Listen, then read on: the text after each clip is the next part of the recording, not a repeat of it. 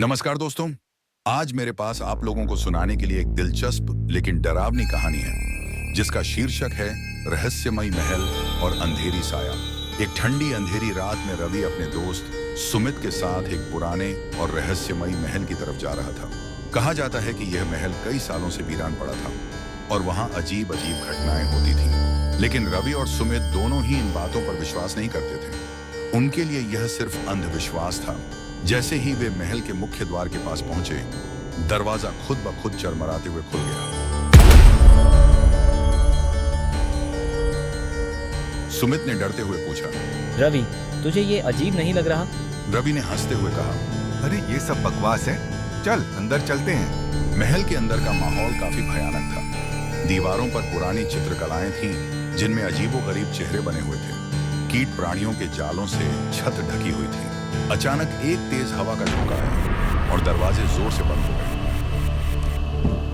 सुमित ने घबराते हुए कहा, अब क्या करेंगे? ये दरवाजे तो खुद ही बंद हो गए। रवि ने कहा, शांत रहो, हमें बस महल के अंदर जाकर देखना है कि क्या है। वे दोनों धीरे धीरे महल की सीढ़ियां चढ़ने लगे। ऊपर जाते ही उन्हें एक बड़ी घड़ी दिखाई दी जो बंद पड़ी थी, पर जैसे ही वे घड़ी के पास पहुंचे, वह अचानक से चलने लगी और उसकी सुइयां उल्टी दिशा में घूमने लगी। घड़ी की टिक टिक की आवाज महल में गूंजने लगी।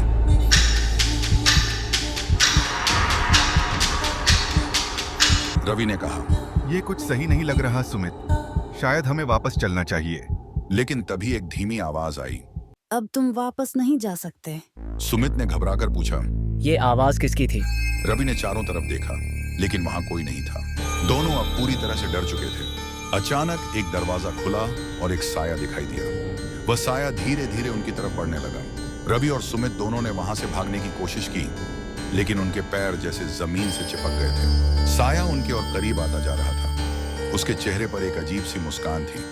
तभी एक जोरदार आवाज आई, यहाँ से कोई नहीं जा सकता। रवि और सुमित ने अपनी पूरी ताकत लगाई और अचानक दोनों के पैर खुल गए। वे जल्दी से महल के बाहर की तरफ भागे। महल का दरवाजा फिर से अपने आप खुल गया और वे बाहर निकलने में कामयाब हो गए। जब वे बाहर आए तो उन्होंने एक दूसरे की तरफ देखा और बिना कुछ कहे घर की तरफ दौड़ लगा दी। उस रात के बाद वे दोनों कभी उस महल के पास नहीं गए, पर उन्हें आज तक यह समझ नहीं आया कि वह साया कौन था और वह महल क्यों इतना अजीब था। कहते हैं, उस महल में जो एक बार जाता है वह कभी वापस नहीं आ पाता, लेकिन जो ये सब का सामना करके बाहर आ जाता है वह पूरी तरह बदल जाता है और अपनी बाकी की जिंदगी चैन से नहीं जी पाता।